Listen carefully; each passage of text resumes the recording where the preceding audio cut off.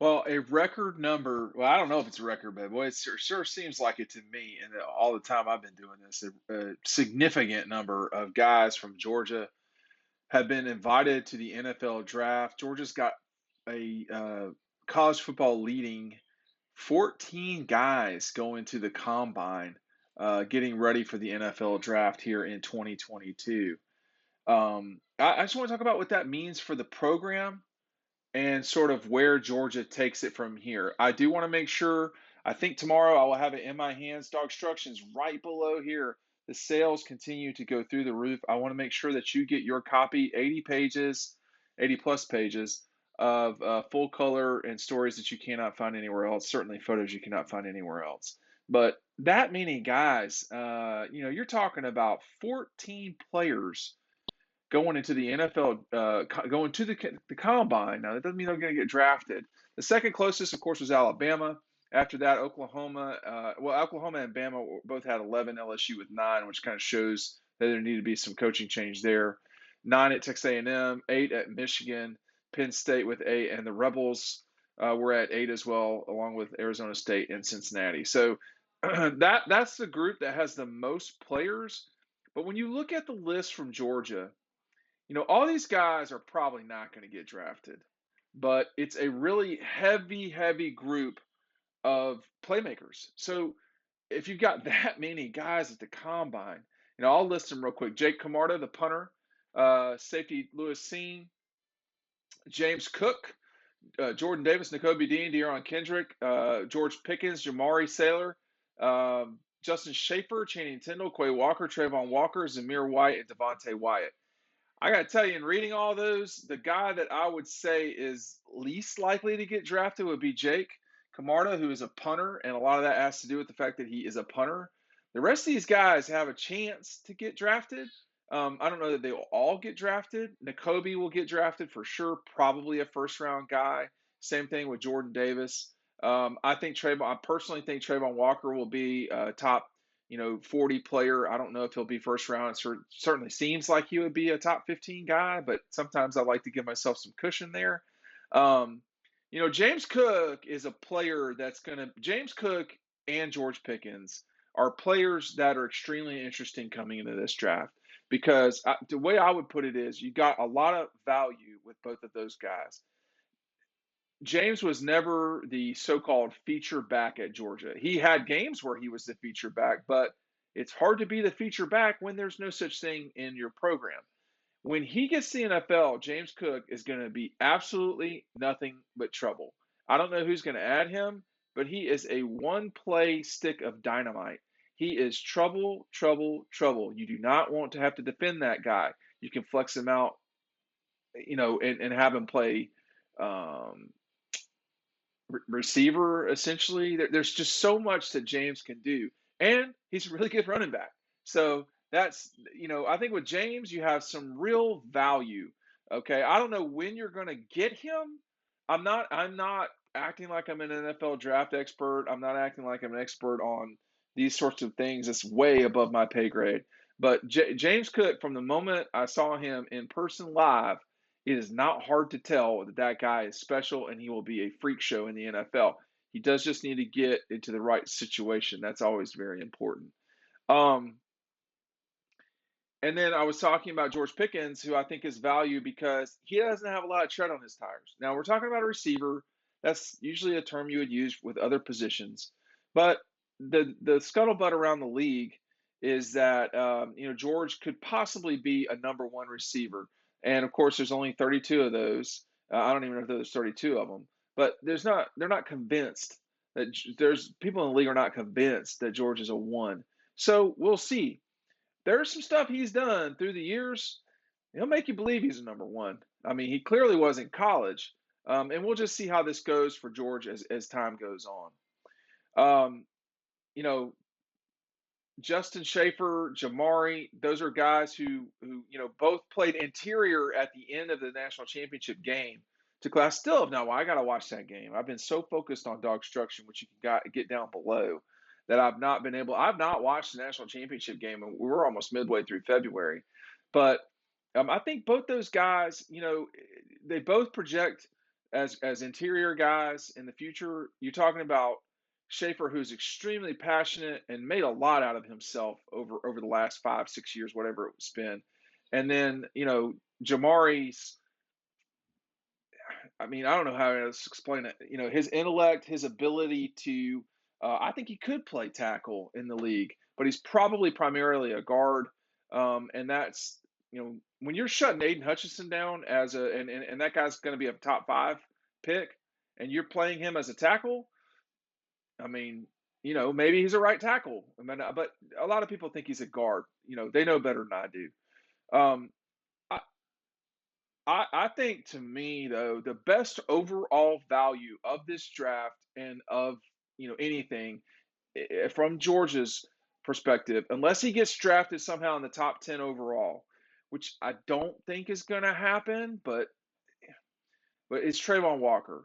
Um, he, I mean, the draft is about value. What are you getting? You have to draft well in the NFL. You can't do it through free agency. I mean, the Rams are doing it right now through free agency. That's a rarity. Most teams in most years, you got to win with the draft, and you got to win with a quarterback that you draft. I mean, that's almost always the case. Okay, Bengals. Okay, Chiefs, the AFC generally speaking. So, you got to win with guys you draft.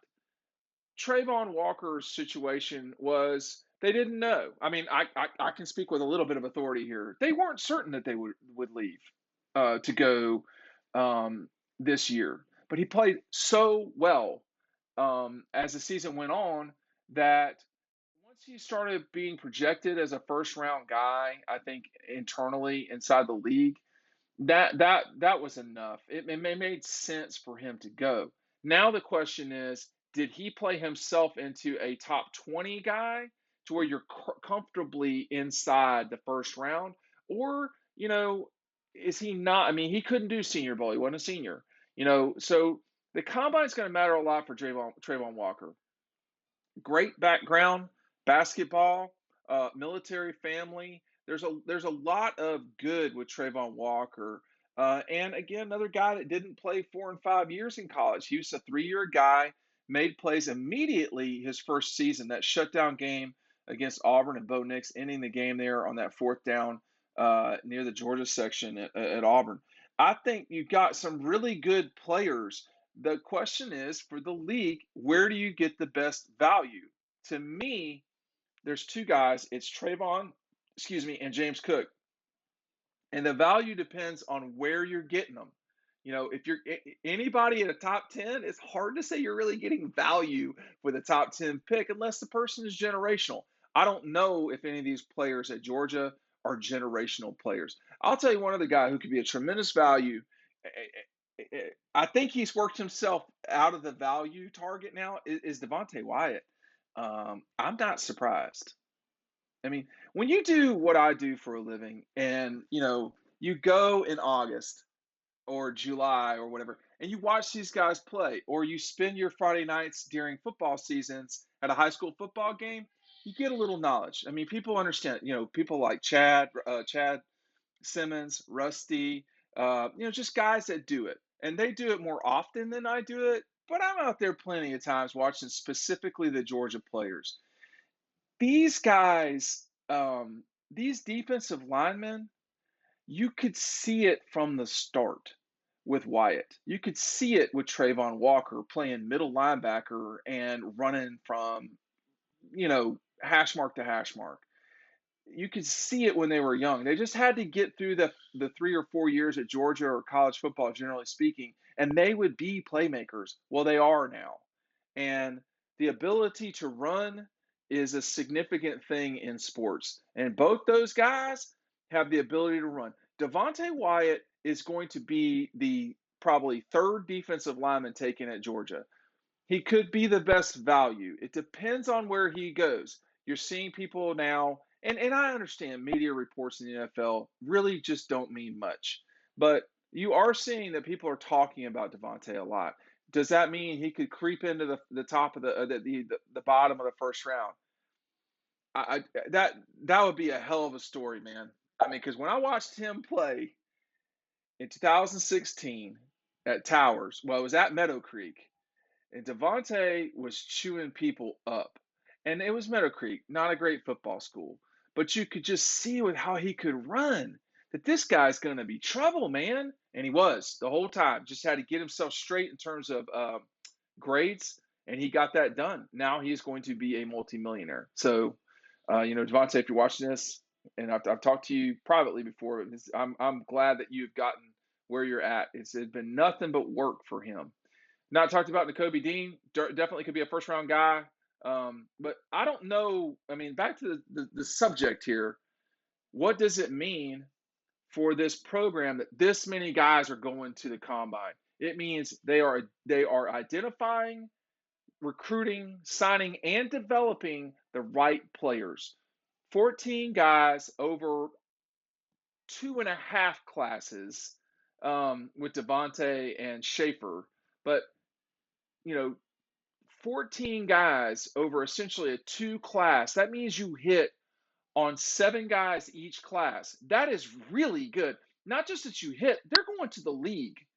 Okay. You just don't get that with a lot of the other programs out there. Alabama does a hell of a job with this. But like if you look at other programs who are out there who are said to be Georgia's peers, Arkansas has 5, Auburn with 3. That's not nearly enough. Clemson has 4. Um, you know, it's Florida with 4, Georgia with 14, y'all. Georgia Tech with 1, Iowa with 3. I mean, Kentucky has better representation in the combine than the Gators. I mean, LSU's never not going to have guys. Miami only has 4, not good enough. Michigan has 8, as I said earlier. Ole Miss with 8 as well. But when you look at Georgia against its peers, they have done a better job with recruiting, the identification, recruiting, development of players than everyone outside of Alabama. I think Clemson has done a hell of a job with development. They are really lacking in recruiting right now. That's a real problem for them. So, and that will play out over time. But Georgia, if you can recruit them, develop them, and get them on their way, and that's what Georgia's been doing, y'all. All right, hey, listen, DAWGSTRUCTION is still down for sale right down there. Make sure you're picking it up. We'll see you over on the website.